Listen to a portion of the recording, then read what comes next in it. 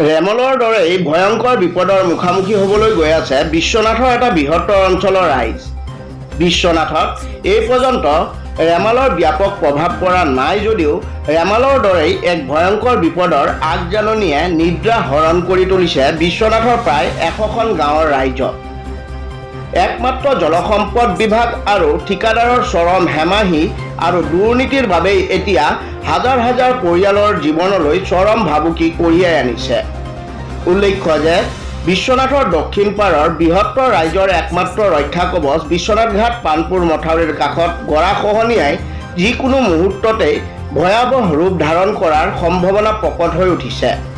স্বাধীনতাৰ পিছৰ পৰাই বিশ্বনাথৰ দক্ষিণ অঞ্চলৰ প্ৰায় শতাধিক গাঁৱৰ ৰাইজে বিভিন্ন সময়ত মহাবাহু ব্ৰহ্মপুত্ৰৰ বাঢ়নি পানীৰ বাবে নিজৰ ঘৰ দুৱাৰ মাটি বাৰী হেৰুৱাই অহাৰ লগতে বহু লোক মৃত্যুৰ মুখতো পৰিবলগীয়া হৈছে।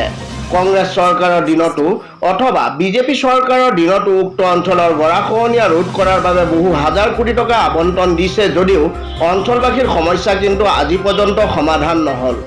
শেহতীয়াকৈ ৰাজ্য চৰকাৰে উক্ত অঞ্চলবাসী ৰাইজৰ নিৰাপত্তা সুনিশ্চিত কৰাৰ বাবে সঠিক সময়তে গৰাখহনীয়াৰ বাবে জিঅ' মেগাবেগৰ কাম কৰাৰ বাবে 25 কোটি টকাৰ আবণ্টন দিছিল। কিন্তু জলসম্পদ বিভাগ আৰু ঠিকাদাৰৰ উক্ত জিঅ' মেগাবেগ নিৰ্মাণৰ কাম সঠিক সময়ত নকৰি বাৰিষাৰ পূৰ্বে আৰম্ভ কৰিছে। এফালে নিৰ্মাণ কাম চলি আছে আৰু আনফালে মহাবাহু ব্ৰহ্মপুত্ৰই এফালৰ পৰা সেই নিৰ্মাণ কাম ধ্বংস কৰি গৈছে। জিঅ' মেগাবেগত বালিৰ পৰিৱৰ্তে মাটি ভৰাই বিভাগীয় কৰ্তৃপক্ষৰ চকুৰ সন্মুখতে ব্যাপক দুৰ্নীতি সংঘটিত কৰি আহিছে ঠিকাদাৰে। স্থানীয় লোকৰ অভিযোগ দৰাচলতে উক্ত নিৰ্মাণৰ কাম খৰালিত কৰিলে সেই কাম কিমান নিকাভাৱে কৰিছে ৰাইজে দেখা পাব, কিন্তু বাৰিষাৰ পূৰ্বে কৰিলে কামৰ পৰিমাণ কোনেও দেখা নাপাব আৰু বিভাগ আৰু ঠিকাদাৰে নিৰ্মাণৰ বাবে অহা সমস্ত ধন মিলি আত্মসাৎ কৰিবলৈ সক্ষম হ'ব। উক্ত অঞ্চলত গৰাখহনীয়াৰ কামৰ নামত এক কথাত বাৰিষাৰ পূৰ্বে এক নাটক আৰম্ভ কৰে জলসম্পদ বিভাগে বিশ্বনাথৰ এই অঞ্চলত। গৰাখহনীয়া ৰোধ কৰাৰ নামত ব্যাপক দুৰ্নীতি সংঘটিত কৰি কেইবাখনো গাঁৱৰ ৰাইজক মৃত্যুৰ মুখত ঠেলি দি আহিছে বিভাগীয় কৰ্তৃপক্ষ আৰু ঠিকাদাৰে। প্ৰতি বছৰে কেইবা কোটি টকা গোটাই গিলি আহিছে উক্ত নিৰ্মাণৰ নামত বিভাগ আৰু ঠিকাদাৰে। অষ্ট্ৰেলিয়ান শিৰতি গাইত পৰিণত হৈছে বিশ্বনাথৰ এই গৰাখহনীয়া ৰোধৰ কাম। সেয়েহে উক্ত অঞ্চলৰ ৰাইজে জলসম্পদ বিভাগৰ মন্ত্ৰীক প্ৰত্যক্ষ হস্তক্ষেপ দাবী কৰাৰ লগতে বিভাগীয় কৰ্তৃপক্ষ আৰু ঠিকাদাৰৰ বিৰুদ্ধে ব্যৱস্থা গ্ৰহণৰ দাবী তুলিছে। চাওক, এইটো আমাৰ এটা দীৰ্ঘদিনীয়া সমস্যা আৰু এই সমস্যাৰ সমাধান হ'ব বুলি আমি বিশ্বাস কৰিব নোৱাৰিম, যিহেতুকে আমি আজি 40 বছৰৰ পৰা এইটো সমস্যাত ভুগি আছোঁ।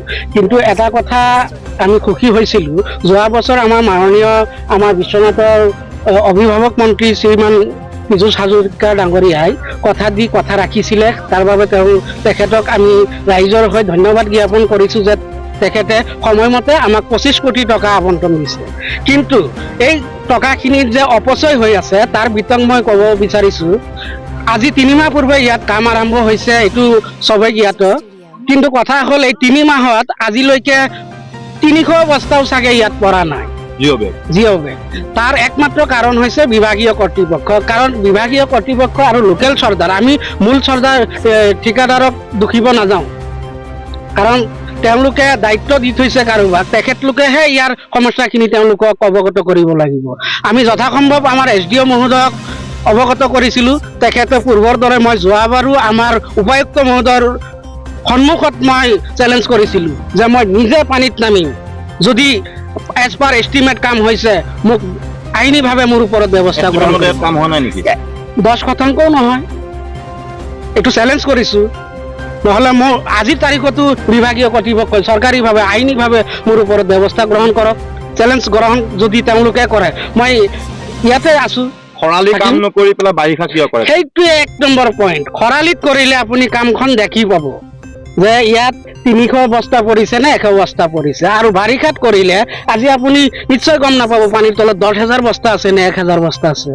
সেইটো এটা মেইন পইণ্ট তেওঁলোকৰ। আৰু এটা সমস্যা ইয়াত আছে, 25 কোটি টকা যেনেকে চৰকাৰে আবণ্টন দিছে, কিন্তু 25 কোটি টকাৰ যে ইয়াত 5 কোটি টকাও খৰচ নহ'ব। বিলাকত বালি ভৰোৱা নাই, বালিটো আপোনাৰ নাই বুলি ক'ব পাৰি। আৰু মাটি যে ভৰাইছে, মাটিৰ এটা ৱেট নিৰ্ধাৰিত আছে। এইটো এষ্টিমেট মতে আমি জনা মতে 1 কুইণ্টেল 25 কেজি মান হ'ব লাগে, কিন্তু ইয়াত 70 কেজি 65 কেজি মাটি ভৰোৱা হয়। আৰু আমি ইয়াত যদি দাবী উত্থাপন কৰোঁ, ওলোটা আমি পইচাৰ কাৰণেহে ইয়াত মুখ মেলো বুলি এই আমাৰ লোকেল চাৰ্জাৰবিলাকে আমাক দুখ জাপি দিয়ে। এই গৰাখহনীয়াৰ ফলত 90 দশকৰ পৰা এতিয়ালৈকে প্ৰায় 100খনমান গাঁও ইয়াত ডুব গৈছে। 100খন গাঁও নিশ্চয় গৈছে। আমি সংগঠনৰ ফালৰ পৰা আমি আমাৰ চাৰ্কুল অফিচত RTI কৰিছিলোঁ। RTI তথ্য আমাৰ ওচৰত আছে, কিমান বিঘা ম্যাদী মাটি গৈছে, কিমান বিঘা একচনা তজি বেদখলি গৈছে, সকলো তথ্য আমাৰ ওচৰত আছে। আৰু চৰকাৰী বেচৰকাৰী অনুষ্ঠান যিখিনি গৈছে তাৰমানে হিচাপ কৰিব লগা মানে আমাৰ বয়স নাই। এই গৰাখহনীয়া বিশ্বনাথ ঘাট পানপুৰ মথাউৰিলৈ ভাবুকি আনিছে। ভাবুকি নিশ্চয় আনিছে। আপোনালোকে অৱগত যে 2012 বৰ্ষত আমাৰ ইয়াত পশুধনকে আদি কৰি আমি বহু আত্মীয়ক হেৰুৱাবলগীয়া হৈছিলে। সাঁতুৰিব নজনা মানুহ বহুত আমি হেৰুৱাইছোঁ। ইয়াত জাতি ধৰ্ম বৰ্ণ নিৰ্বিশেষে আমাৰ প্ৰায় 200-300 মানুহ আমি হেৰাইছোঁ। আৰু এই বৰ্ষতো যে এই সমস্যাটো পুনৰাবৃত্তি নহ'ব তাৰ গেৰেণ্টি কোনেও দিব নোৱাৰে। শংকাত ভুগি ইতিমধ্যে আমি আমাৰ যিখিনি ধৰক ধান চাউল যিখিনি আমাৰ অত্যাৱশ্যকীয় বস্তুখিনি আমি ক'ৰবাত চৰকাৰী জেগাত আমি ৰাখিব লগা হৈছে। এই গৰাখহনীয়া ৰোধৰ প্ৰচেষ্টাটো এটা মানে ক্ষীৰতী গাইত পৰিণত হৈছে। এইটো আপোনাৰ ক্ষীৰতী বুলি ক'লে অষ্ট্ৰেলিয়ান ক্ষীৰতী গাই বুলি আমি ক'ব পাৰিম। কাৰণ এইটো মোৰ যিটো ব্যক্তিগত অভিজ্ঞতা হৈছে, এইটো এটা মেক্সিমামভাৱে মানুহৰ ক্ষীৰতী গাইৰ ৰূপত চৰকাৰে আবণ্টন দিয়ে, ঠিক আছে, সেইকাৰণে আমি চৰকাৰক ধন্যবাদ দি আহিছোঁ। কাৰণ চৰকাৰে আমাৰ প্ৰতি মৰম চেনেহ আৰু দৃষ্টিগোচৰ কৰি আবণ্টন যিখিনি টকা দিছিলে তাৰ যদি 50% ব্যৱহাৰ হ'লহেঁতেন আমি সুনিশ্চিতভাৱে ইয়াত বসবাস কৰিব পাৰিলোহেঁতেন।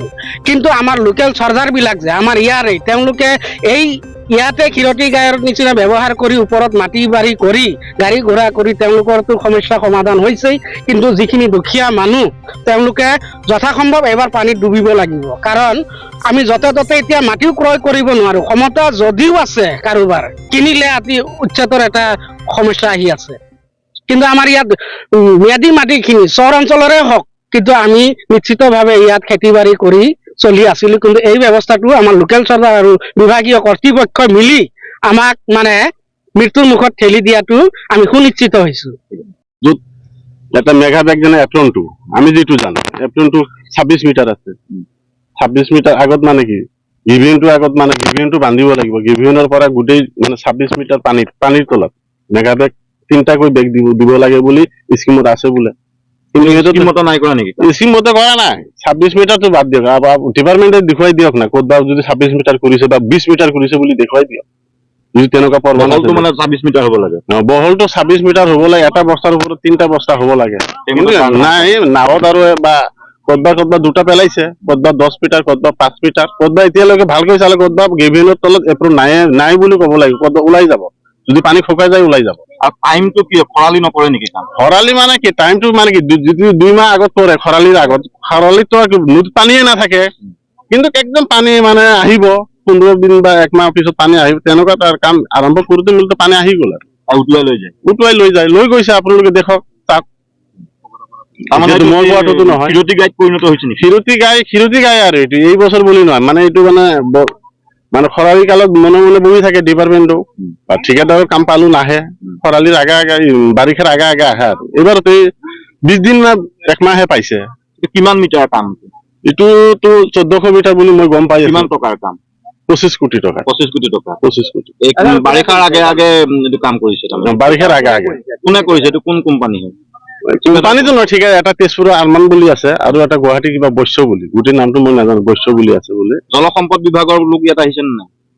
আহিছে, ডিপাৰ্টমেণ্টৰ মানুহ আছে, SDO আহে, ইঞ্জিনিয়াৰ আহে। সুধিলেও কয় যে বোলে কাম এইটো 2 বছৰীয়া স্কিম, এতিয়ালৈকে ৱাৰ্ডাৰে হোৱা নাই। আমি যেনে তেনে মানে ঠিকাদাৰে কৰাই আছো, অহা বছৰো কৰিম।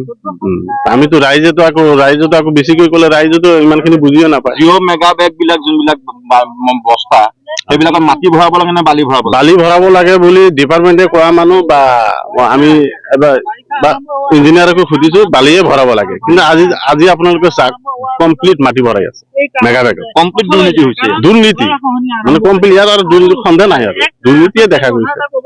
দুৰ্নীতি নহ'লে আৰু বাৰিষা কালত এতিয়া মানে কি এই 200 মিটাৰ কাম, এতিয়া মানে এই 200 মিটাৰ কাম বোলে নকৰে সিহঁতে। অহা বছৰ কৰিব বোলে ভাঙি কিমান দূৰ যাব পৰা যায় থাকক আমি কৰি থাকিম ইয়াৰ যিখিনি নদী কাষৰীয়া অঞ্চলৰ ৰাইজ আছে তেওঁলোক আশংকাত আছে। আশংকাত আছে যে আজি মানে আমি শুনাৰ লগে লগে তাৰমানে কি আমি কঁপি উঠো যে আৰু আমি থাকিব নোৱাৰিম নেকি তেনেকুৱা এটা আমাৰ পুৰা সন্দেহ হৈ গৈছে এতিয়া পানী হোৱাই নাই আজিয়ে যদি খহনীয়া হয় যেতিয়া পুৰা ফুল বাৰিষা হ'ব তেতিয়া আৰু কি হ'ব পানী তলত গ'লে নদী আহি মাথাউৰি খুৱাই ল'ব যিটো আপোনালোকেও চাইছে এতিয়া মাথাউৰি নদীৰ কাষেদি এটা হাইৱে ৰোড হৈছে পানপুৰ মাথাউৰি তাৰ ওচৰতে যদি এনেকৈ কাম কৰে ভাবুকি আহিব নেকি মথাউৰিটো? আহিব ভাবুকি আহিবই মাথাউৰিৰ পৰা 50 মিটাৰো নাই নহয় ক'তবা আপোনালোকে ভাল পাৰ্থক্য কৰি চাব 50 মিটাৰো নাই নদী আৰু মাথাউৰি কিন্তু যিটো ষ্টেপত কামটো কৰিব লাগিছিল কৰা নাই মোৰ কথা মানে